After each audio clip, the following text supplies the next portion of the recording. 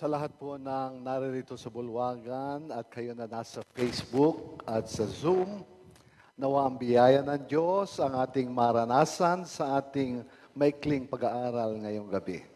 Tayo po ngayon ay nandito na sa pangalawang gabi ng series na Pag-asa sa Panahong Mapanganib. Ano po? At ang ating pag-aaral ay ang pinagmumula ng pag-asa. Bukas ng gabi ay sino o ano ang nagkakaloob ng pag-asa at ng kaligtasan. Sa gabing ito ay muli nating pag-aaralan ang isang temang kailangan nating malaman sa ating kapanahunan. Ano po? At dito sa ating pag-aaral ay nais ko kayong bigyan ng konting pasimula mula sa isang talata na mayroong katanungan. Ano po? Sa Job, Kapitulo 11, versikulo 7 at 8. By the way, nais kong sabihin na ang may akda ng Job ay si Moses po. Ano? Si Propeta Moses. At ito'y sinulat niya nung siya ay nasa ilang. At ang sabi dito sa Kapitulo 11, 7 at 8, masusumpungan mo ba ang Diyos sa pagsasaliksik? Yun yung tanong ng talata. Masusumpungan mo ba sa kasakdalan ang makapangyarihan sa lahat? Mataas na gaya ng langit, anong iyong magagawa? Malalim na kay Siol, anong iyong malalaman? Yun yung tanong. Kaya itong tanong na ito ay question. At itong question na ito, paano ba nagmula ang lahat ng bagay? Ano po? At yung pagmumula na yan ay, sino ba ang pinagmula ng lahat ng bagay? Basta lang ba tayo naniniwala doon sa Big Bang Theory o kaya Evolution Theory o kaya ano mga theory dyan na mga taong scientifico pa ang naniniwala? O ito, isa pang talata sa banal na kasulatan. At ito yung magbibigay sa atin ng pampakalma. Sa Deuteronomio, Kapitulo 29, versikulo 29, merong nakatala. Ito po ang sabi, ang mga bagay na lihim ay nauukol sa Panginoon nating Diyos. Meron palang mga bagay na lihim na ukol lang sa Kanya. For example, ano ba ang Kanyang mukha? Ano ba ang kanyang lifestyle? Saan ba siya nakatira? Ano ba ang kanyang bed? So yung mga bagay na kagaya nun, hindi natin dapat pakialaman. At ang sabi pa, ngunit ang mga bagay na hayag ay nauukol sa atin at sa ating mga anak magpakailanman upang ating magawa ang lahat ng mga salita ng kasulatang ito. Ito yung inihayag sa mga bansang Israel, noong unang kapanahunan, panahon ni Moses, na yung mga bagay na ipinagkaloob ng Diyos upang maanaman natin ang kanyang kagustuhan sa ating buhay, ay siyang ating pag-ukulan. Yung mga bagay na hindi nakalagay sa Biblia, ay huwag nating pakialaman pa. Kasi mahalaga yon. Kaya, ang tanong, alin-alin ang pangunahing ebidensya na meron ng Diyos? Paano natin papapatunayan na meron ng Diyos? Ang tanong, nakita mo na ba yung Diyos? Ha? May nakakita na ba sa Diyos? Anong ebidensya mo na may Diyos? So yun yung isang tanong na napakarami na dapat nating malaman. Una, ang kalikasan, ano po, ay nagsasalita na merong Diyos. Ang mga bituin, ang araw. Okay? Kung titignan mo ay merong nagmi-maintain na power behind. Kung paanong sila ay umiikot sa kanilang orbit.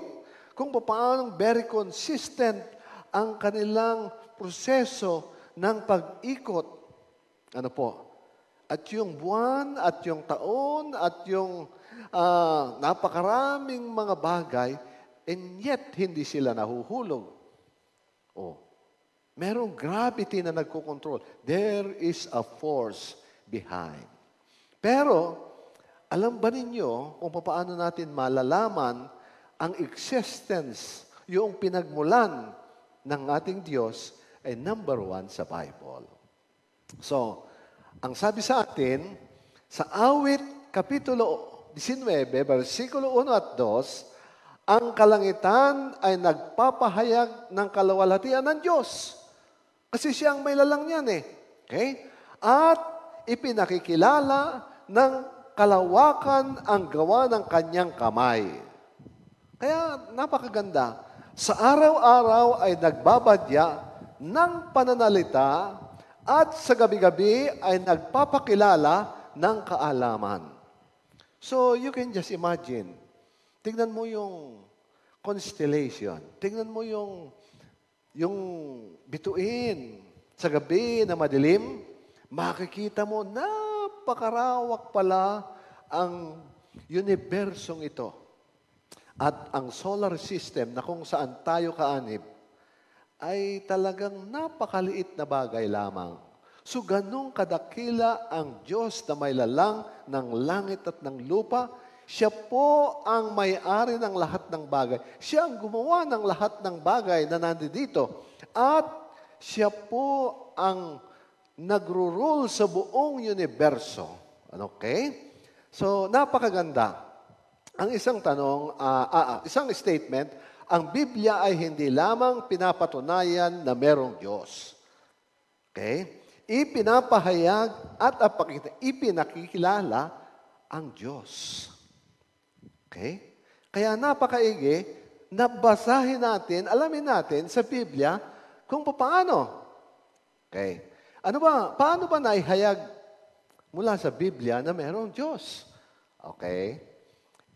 Yun yung isang kaalaman na dapat nating matutukan. At ang sabi, ang banal na kasulatan ay gumugugol ng mas mahabang panahon sa pagsaysay ng mga gawa ng Diyos higit kaysa pagpapakilala sa Kanya. Meaning, ito yung mga ginawa ng Panginoon. Okay? At napakarami, pati yung Kanyang miracles. At yan ay talagang kinikilala ng mga scholars. Okay? Ang sabi dito, ang Diyos ang pinakamakapangyarihan sa lahat. Meron bang mas makapangyarihan sa lahat kaysa sa Diyos?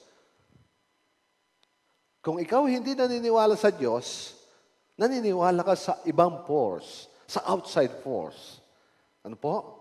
At alam niyo, napakaraming mga palabas ngayon.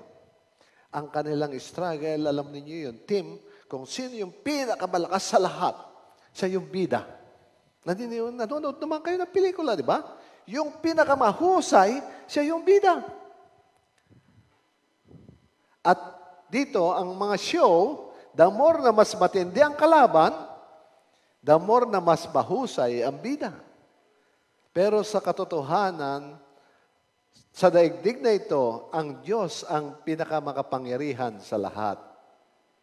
Ang sabi sa atin sa talata, sa Pahayag o Apokalipsis, Kapitulo 19, versikulo 6, isang napakagandang statement ang binitawan. Tignan po natin kung paano inihayag ang Diyos na makapangyarihan. At narinig ko na gaya ng isang tinig ng isang makapal na karamihan, na gaya ng lagaslas ng maraming tubig. Nakarinig na ba kayo ng lagaslas ng maraming tubig? Nakarinig na ba kayo ng tidal wave? Ha? At gaya ng ugong ng malakas na kulog na nagsasabi, Hallelujah! Sapagkat naghahari ang Panginoon nating Diyos na makapangyarihan sa lahat. By the way, itong prophecy ito yung panahon na itinatanyag at kinokoronahan ng Diyos pagdating ng panahon ng mga maliligtas ay magsasama-sama na sa langit na bayan. At alam ba ninyo, ang tanong, kung talagang merong Diyos at ang Diyos ang lumikha sa atin, sinong lumikha sa Kanya? Paano siya nagpasimula? Ha? Alam ba ninyo na ang Diyos ay walang pasimula at siya ay walang hanggan? Magpapatuloy. Hindi po siya nagbabound ng time. Sabi sa atin sa mga awit, awit ni Haring David, Kapitulo 90, versikulo 2, ang sabi po sa atin, bago nalabas ang bundok, meaning bago nagkaroon ng creation, o bago mo nilikha ang lupa at ang sanlibutan, mula nga ng walang pasimula hanggang sa walang hanggan, ikaw ay Diyos. Ikaw ang Diyos. So, ibig sabihin, God is not bound by time. He is from eternity going to eternity. Meron tayong kapanganakan, meron tayong kamatayan, meron tayong katapusan kasi because of sin. Pero itong sumpang ito, gusto ng Diyos na pagkalooban tayo ng pagkakataon na maging kagaya niya. So yun ang isang napakagandang bagay kung bakit kinakailangan nating malaman ang mga bagay na kinakailangan niyang ipagkaloob sa atin. Alam ba ninyo ng Diyos, alam ba ng Diyos ang lahat ng bagay? Sino bang nakakaalam ng lahat ng bagay? Sabi ng mga marami, lalo tigit yung mga younger generation, si Google. Di ba?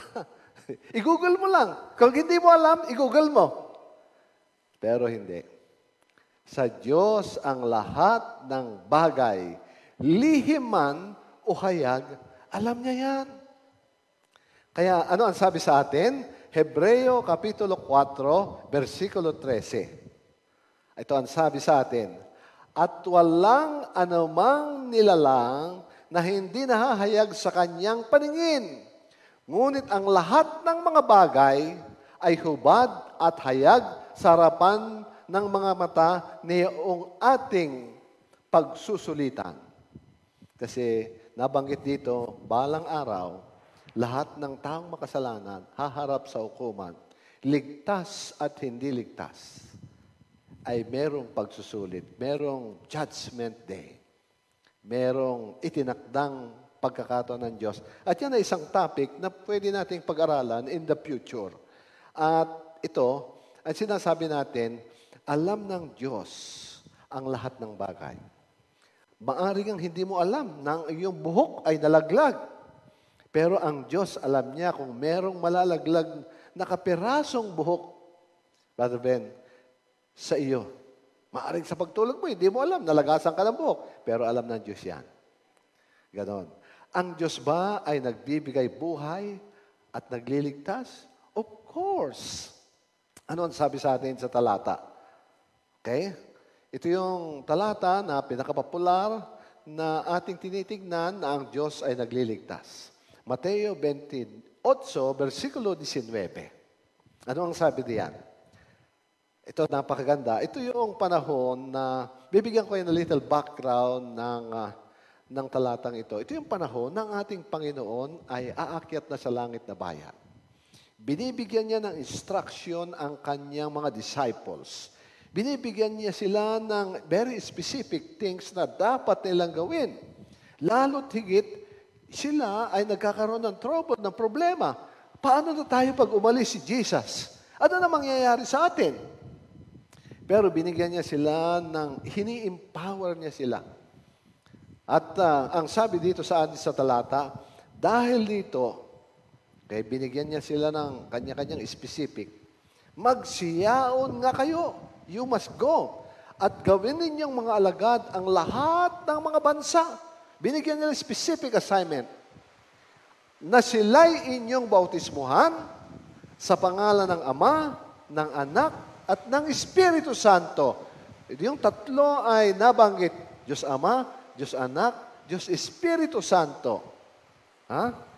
Dito nahayag yung tatlong persona ng kadyusan.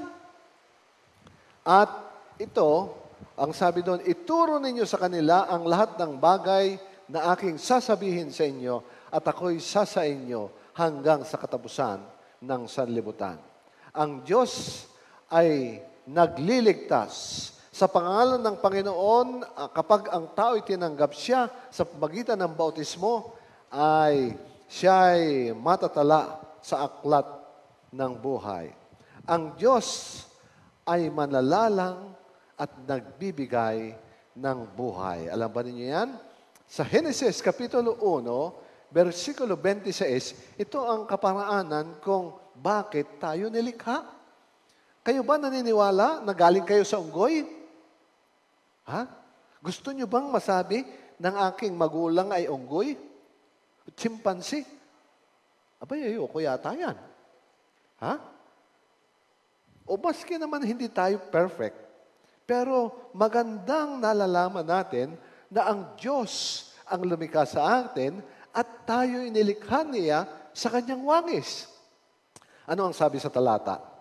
At sinabi ng Diyos, ito, lalangin natin ang tao sa ating larawan. Ha? Lalangin natin ang tao sa ating larawan.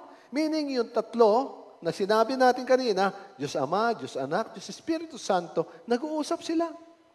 Kasi hindi lang minsan na hinabi yan, ayon sa ating wangis.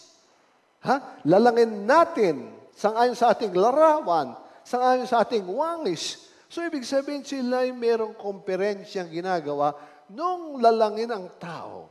Kasi ang tao ang siyang obra maestra ng Diyos. Yan ang katotohanan.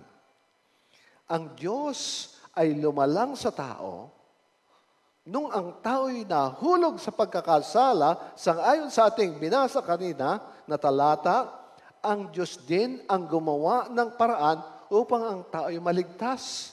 At kung sila'y tumanggap sa Panginoon, sila'y babautismuhan sa pangalan ng Ama, ng Anak at ng Espiritu Santo. So ang Diyos, gayon na lang kamahal ang bawat isa sa atin. Sapagkat nilalang niya tayo, and at the same time, gusto niya tayong maligtas sa pamamagitan ng pagtanggap sa Kanya. Ngayon ang tanong, bakit may Diyos Ama, Diyos Anak, Diyos Espiritu Santo? Sabi ng iba, isa lang ang Diyos. Ilan ba ang Diyos? Ha? Ilan ba ang Diyos?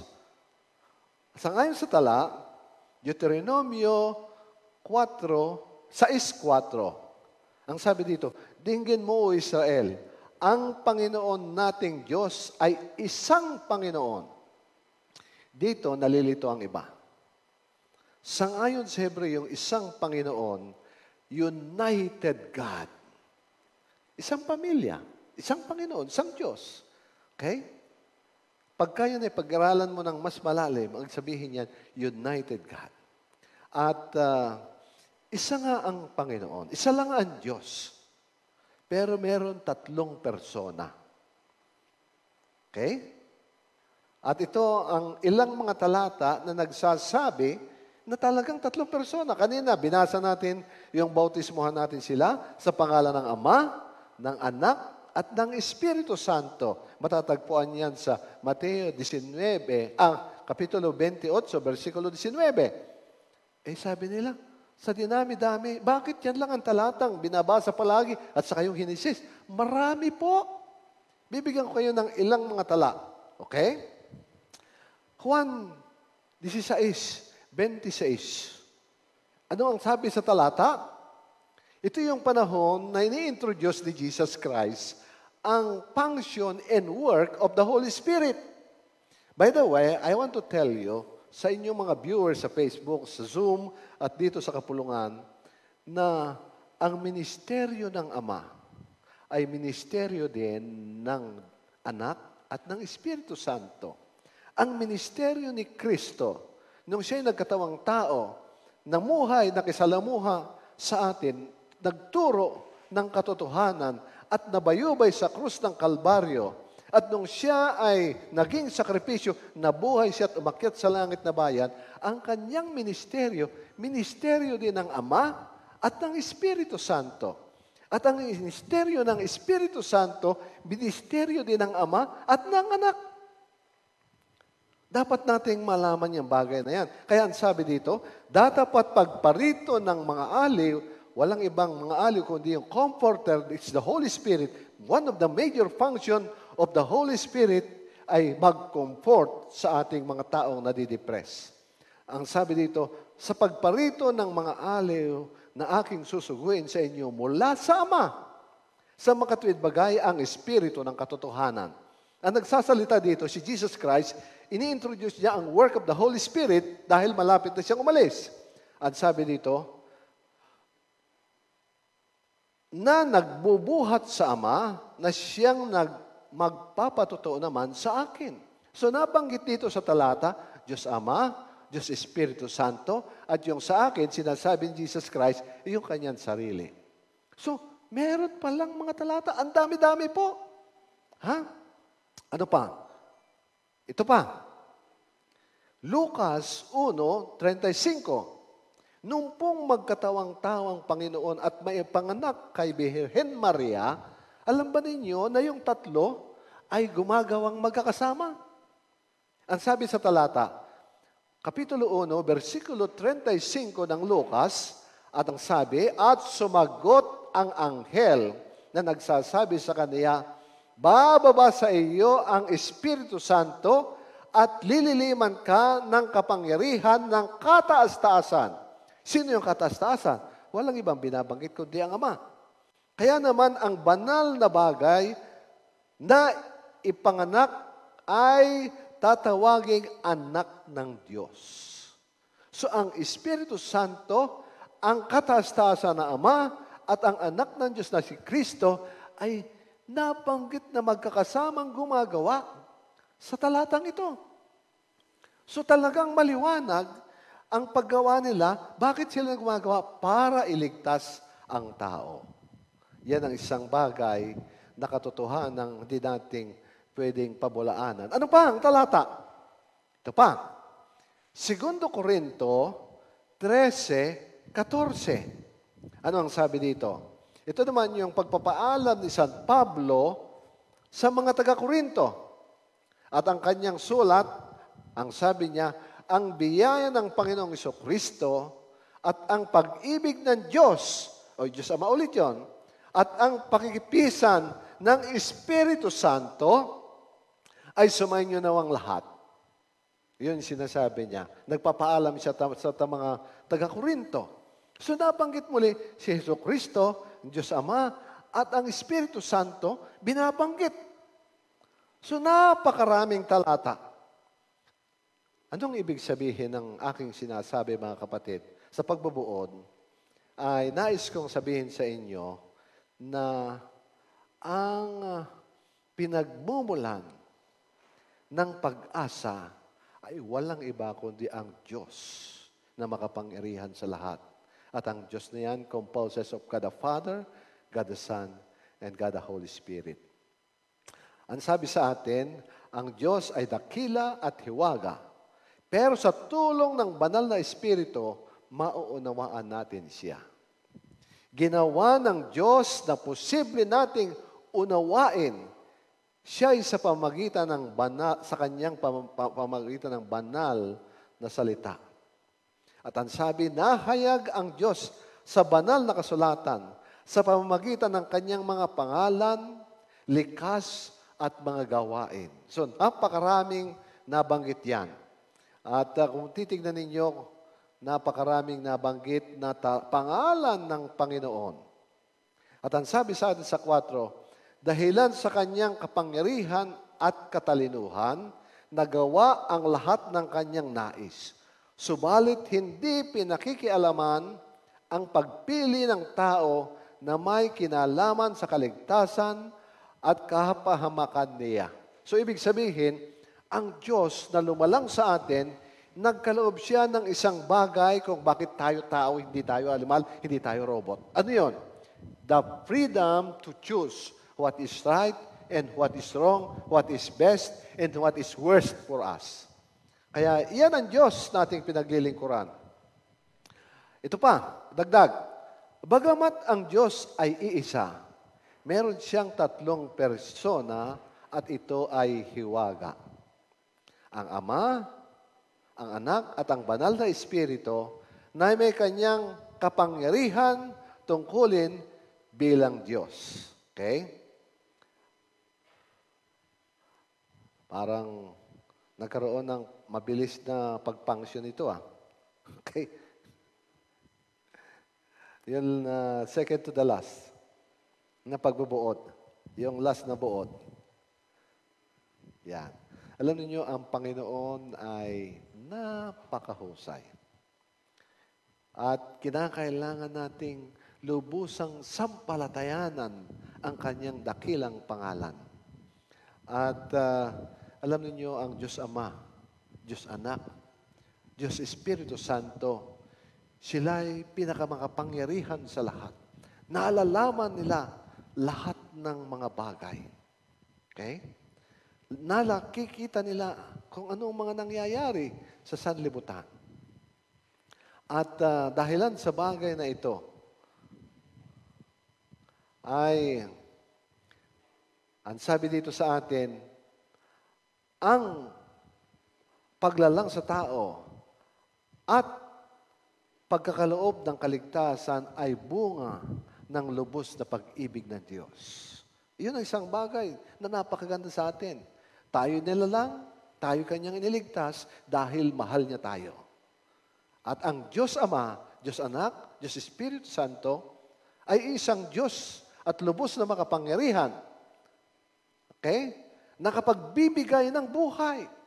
Nalalaman ang lahat ng mga bagay at pinagmumulan ng pag-asa at kaligtasan ninyo at kaligtasan ko. Nais kong magsaysay ng isang kwento na ito'y nangyari. Meron pong isang frontliner. Pag sinabi nating frontliner sa ating kapanahunan, alam na po natin na ito'y isang health worker. Isa siyang nurse. At sa kanyang pag-duty sa isang prominenteng hospital, dumating ang panahon na yung kanyang kasama nagka-acquire nitong COVID virus. At sa sinamang palad, namatay. Yung kanyang doktor na inaasistihan, dumating din ang panahon, namatay din. Yung kanyang pinsan, na talagang malapit sa kanyang puso, na kasama niyang naglilingkod sa ospital, pero sa ibang departamento, namatay din. So itong bagay na ito, nagbigay ng malaking takot sa kanya. Pero itong taong ito, hindi siya naniniwala na mayroong Diyos. Pero noong mga panahong yon na namatay ang kanyang kasamang nurse, namatay ang doktor, sumunod, namatay ang doktor, sumunod yung kanyang pinsan, dumating na ang panahon, ang sabi niya, baka ako na ang sumunod. So nahintakutan siya. Nung siya'y nahintakutan, anong kinakailangan kong gawin? Natuto siyang tumawag sa Diyos. Ang sabi niya, kung talagang merong Diyos, Diyos ko, iligtas mo po ako. At kung ililigtas mo ako, mag-aaral ako ng iyong banal na salita. Itong taong ito, nag-search sa internet kung paano niya madiskubre ang Diyos. At siya ngayon ay isa ng taong lubos ang pag-asa. Isa na siyang taong talagang magandang kanyang aura at nananalig, sumasampalataya sa Diyos sapagkat natuto niyang tanggapin na sa kabila ng lahat ng mga nangyayari sa bagay na ito, ay meron palang Diyos na makapangyarihan na nagkukontrol ng lahat ng bagay. Na sa kabila ng mga trahedya at mga panganib na kaliwat kanan na ating pwedeng maranasan, ay pwede nating mapanaligan sapagkat ang Diyos na ito ay hindi lang tayo nilikha, hindi lang tayo niligtas sa krus ng Kalbaryo, kundi gusto niya maligtas tayo hanggang sa kanyang dakilang kaharian.